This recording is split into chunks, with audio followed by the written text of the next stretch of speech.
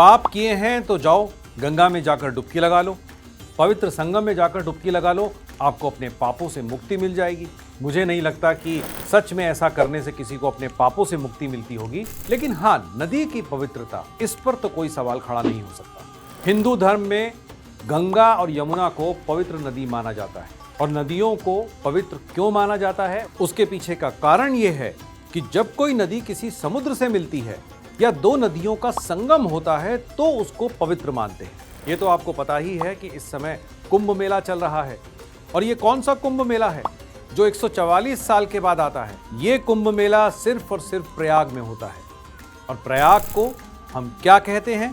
तीर्थराज प्रयाग। अब प्रयाग को तीर्थराज प्रयाग क्यों कहा जाता है, ये जानने की हम कोशिश करेंगे, और मैं आपको वो 2-3 इंटरेस्टिंग बातें बताऊंगा जो आपको गूगल करने पर भी नहीं मिलेंगी। आपको मेरी बात पर यकीन नहीं होगा, क्योंकि आजकल बहुत कॉमन हो गया है। कुछ भी पता करना है तो गूगल कर लो, कुछ भी जानना है तो नेट पे चले जाओ, सब मिल जाएगा, लेकिन नहीं मिलेगा। मैं आपको बताता हूं, आप कोशिश कीजिएगा लेकिन नहीं मिलेगा। टाइप कीजिए प्रयाग मंडल, ढूंढिएगा कुछ मिलता है क्या। चलिए एक शब्द टाइप कीजिए ब्रह्मयुपा, नहीं मिलेगा आपको। लेकिन मैं आपको बताऊंगा कि यह तीर्थराज प्रयाग और उसका त्रिवेणी संगम क्यों इतना इंपॉर्टेंट है। ब्रह्मयुपा कौन सी जगह है और किस चीज का सेंटर है, यानी उन दिनों में जब कुंभ मेला लगता है तब उस जगह पर जाकर स्नान करने का महत्व हिंदू धर्म में क्यों है, ये सारा मैं आपको इस वीडियो में बताऊंगा, और इसकी जानकारी आपको गूगल करने पर नहीं मिलेगी। अच्छा, हम प्रयाग को तीर्थराज प्रयाग क्यों कहते हैं? ऐसी क्या खासियत है प्रयाग में कि वो सभी तीर्थों में श्रेष्ठ है? और क्यों ऐसा कहा जाता है कि तीर्थराज प्रयाग के त्रिवेणी संगम में, जहां 3 पवित्र नदियां आकर मिलती हैं, उस जगह अगर हम डुबकी लगा लें तो अंदर बाहर के सब पापों से मुक्ति मिल जाती है। गंगा जो हिंदू धर्म में सबसे पवित्र नदी है, जो कर्म से जुड़ी है, यमुना का संबंध भक्ति से है, और सरस्वती नदी ज्ञान की प्रतीक है, यानी जो कर्मों से जुड़े पाप हैं वो गंगा में धुल जाते हैं, और जो अज्ञान से जुड़े पाप हैं वो यमुना और सरस्वती में धुल जाते हैं। इसलिए हिंदू धर्म में त्रिवेणी संगम पर कुछ खास तारीखों में डुबकी लगाने से तन, मन और आत्मा की शुद्धि होती है, ऐसा माना जाता है। तो एक कारण जिसकी वजह से प्रयाग को तीर्थराज प्रयाग कहते हैं वो हुआ 3 पवित्र नदियों का संगम क्षेत्र। अब एक दूसरी वजह मैं आपको बताता हूं कि प्रयाग में ही 144 साल के बाद महाकुंभ क्यों होता है। देखिए, प्रयाग शब्द में जो याग है, यानी प्रयाग शब्द को हम 2 हिस्सों में बांट सकते हैं, प्र और याग। इस याग का मतलब है यज्ञ। आपको शायद पता होगा कि नहीं कि इस पूरी सृष्टि को रचने वाले ब्रह्मा जी ने जब अपना पहला यज्ञ किया तो वो यहीं प्रयाग में किया, इसलिए ये बन गया तीर्थों में सबसे बड़ा तीर्थ, तीर्थराज प्रयाग। और महाभारत में तो यहां तक कहा गया है कि प्रयाग में जो संगम में डुबकी लगा ले उसे राजसूर्य और अश्वमेघ यज्ञों का पुण्य मिलता है। 40-50 करोड़ हिंदू जहां 3 पवित्र नदियों के संगम पर एक डुबकी लगाने के लिए सैकड़ों किलोमीटर की यात्रा करके आते हों, उस प्रयाग का महत्व ऐसे ही नहीं है। अयोध्या में राम जन्मभूमि पर जिन मर्यादा पुरुषोत्तम राम का भव्य मंदिर आपने देखा, वो भगवान राम भी यहां प्रयाग की पावन धरती पर आए थे। वाल्मीकि रामायण में इसका जिक्र है कि प्रयाग में महर्षि भारद्वाज का गुरुकुल था, यानी आज जिसे हम यूनिवर्सिटी कहते हैं, ऐसा एक विशाल विश्वविद्यालय भारद्वाज ऋषि ने यहां बनाया था, जहां भारत के कोने कोने से स्टूडेंट्स पढ़ने आते थे। इसी भारद्वाज आश्रम में भगवान राम महर्षि भारद्वाज से राष्ट्रहित और संस्कृति का पाठ पढ़ने आए थे, और उन्हीं के कहने से भगवान राम दक्षिण की ओर गए थे। एक और इंटरेस्टिंग बात प्रयाग के बारे में, अक्षयवट नाम का विशाल वृक्ष जो कभी नष्ट नहीं होता, वो अक्षयवट भी इसी प्रयाग में है। और ये तो आपको बिल्कुल नहीं पता होगा कि जब भगवान शंकर प्रलय के समय सृष्टि का नाश करते हैं तो अक्षयवट फिर भी बचा रहता है।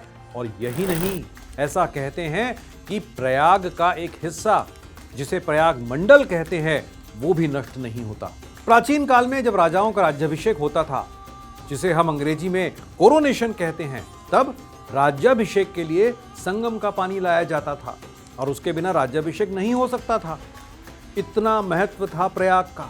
और यह भी एक इंटरेस्टिंग स्टोरी है कि 1666 में शक्तिशाली मराठा एम्पायर के राजा छत्रपति शिवाजी महाराज जब औरंगजेब की कैद से फलों की टोकरी में सबको चकमा देकर भागे थे तो वो यहीं प्रयाग में राम जानकी मंदिर में रुके थे। यहीं से वो काशी होते हुए पुणे पहुंचे। ग्रीस का डिप्लोमेट यानी दूत मेगास्थनीज और चीन का युआन च्यांग जब यहां आए थे तो उन्होंने भी प्रयाग की महिमा का गुणगान किया था। लेकिन जब यहां मुगलों का शासन आया तो उन्होंने हिंदू संस्कृति से जुड़ी चीजों को, मंदिरों को नष्ट कर दिया और इसका नाम भी बदलकर अल्लाहाबाद कर दिया और यही अल्लाहाबाद बाद में इलाहाबाद बन गया। पर 2018 में जब उत्तर प्रदेश की योगी आदित्यनाथ सरकार आई तो उन्होंने फिर से इसका पुराना नाम प्रयागराज रख दिया। अब मैं इस वीडियो के एंड में आपको बताता हूं वो खास बातें कि क्यों 40-50 करोड़ हिंदू यहां एक डुबकी लगाने दूर दूर से चले आते हैं। क्यों है तीर्थों के राजा प्रयाग का इतना महत्व।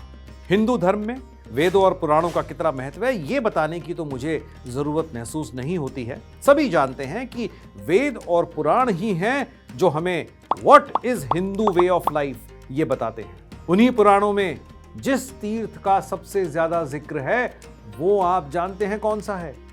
नहीं, काशी नहीं। पुराणों में सबसे ज्यादा बार जिक्र आता है प्रयाग का।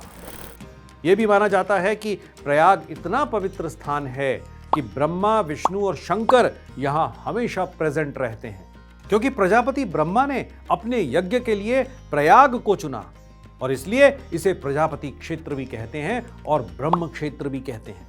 मैंने वीडियो के शुरू में कहा था कि यह सब आपको गूगल करने पर नहीं मिलेगा।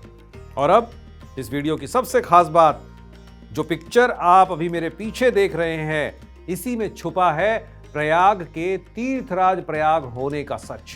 त्रिवेणी यानी 3 पवित्र नदियों का संगम, प्रजापति क्षेत्र यानी वो जगह जिसे प्रजापति ब्रह्मा ने यज्ञ के लिए बनाया था, और प्रयाग मंडल यानी एक गोलाकार जगह जो पूरे ब्रह्मांड की या कहें कि कायनात की उत्पत्ति और अंत का सिंबल है।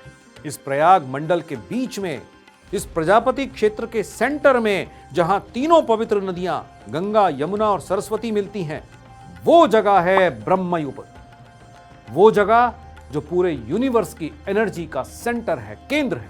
इसलिए है त्रिवेणी संगम की महिमा और इसीलिए है प्रयाग तीर्थराज प्रयाग। इतने सारे पवित्र कारणों से यहां महाकुंभ में एक डुबकी लगाने 40-50 करोड़ हिंदू खिंचे चले आते हैं।